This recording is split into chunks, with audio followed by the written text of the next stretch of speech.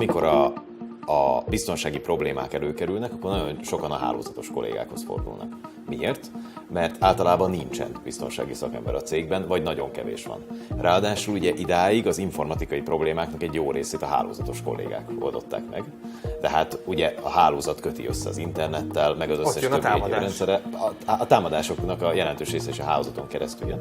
Tehát szerintem a mai magyar valóság az, hogy a biztonsági problémák egy jó részét a hálózatos kollégáknak kell elhárítani. Ma a hálózatos szakembereken szerintem nagyon nagy a teher, ami a biztonsági dolgokat illeti. Viszont ugyanakkor nem biztos, és itt nem akarok senkit sem megbántani, de nem biztos, hogy a biztonsági fókuszuk az mindenkiben annyira erős, hiszen a hálózatos kollégáknak nem az az elsődleges feladatuk, hogy biztonságos legyen a rendszer, hanem hogy működjön a rendszer. Tehát hogy lehet azt megoldani, hogy mondjuk a hálózatos szakembereknek a kezébe olyan biztonsági technológiákat adjon az ember, vagy olyan biztonsági nézőpontot adjon, amitől gyakorlatilag hálózati oldalon megoldódik a biztonsági problémáknak egy része, úgy, hogy ezzel nekik nem kell olyan nagyon sokat foglalkozni. Van egy olyan olvasata ennek az egésznek, hogy maga az informatika biztonsági infoszek, mint szakma, mint iparág, az elég fiatal.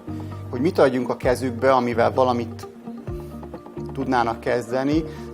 Technológia oldalról kellenének nekik olyan technológiák, olyan eszközök, olyan lehetőség, ami vizibilitást ad nekik, hogy mi történik a hálózaton. Ez miért fontos? Azért, mert ha van vizibilitásod, akkor tudsz automatizálni dolgokat. Minden egyes ilyen switch vagy wifi vezérlő tud generálni forgalmi telemetri adatokat. Ez gyakorlatilag a NetFlow, ami azt megmondja, hogy ami olyan, mint a telefonszámlához hasonlítható, csak hálózati telemetri adatok, hogy kiforgalmazott hova, mennyit, milyen porton, mikor, és ez az információ, ez megint hasonló a DNS-hez, hogy ott van, használható, viszont kevesen használják security szempontból. Tehát azon cégek, akik egy kicsit érettebbek security szempontból, vagy biztonság szempontból, ők ezt már használják a NetFlow-t akár évek óta, arra, hogy monitorozzák a hálózatot, tudjanak időben növelni, hogyha valahol valami szűk keresztmetszet van, és használható security-re is. Tehát ugye, és ez fontos a NetFlow-nál, hogy ez nem szignatúra alapú, hanem abszolút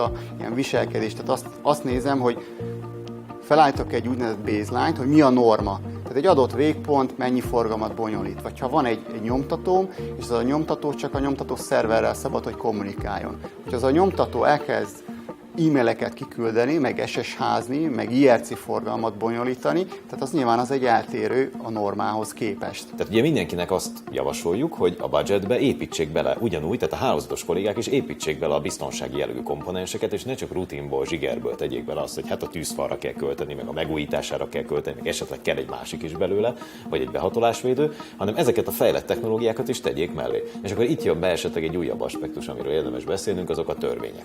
Ugye a törvények azok nagyon sokat segítenek, nekünk is egyébként abban, hogy orientáljuk a gondolkodásunkat, de igenis a másik oldalon is, az ügyfél oldalán is nagyon sok segítséget jelentenek.